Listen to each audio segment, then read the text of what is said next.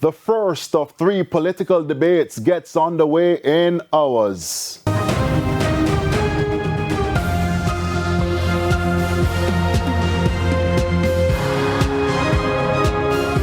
Good evening and welcome to Primetime News. We're live on air and online at onespotmedia.com. A very special welcome also to our viewers on TVJ International in the Cayman Islands. I'm Anthony Lug.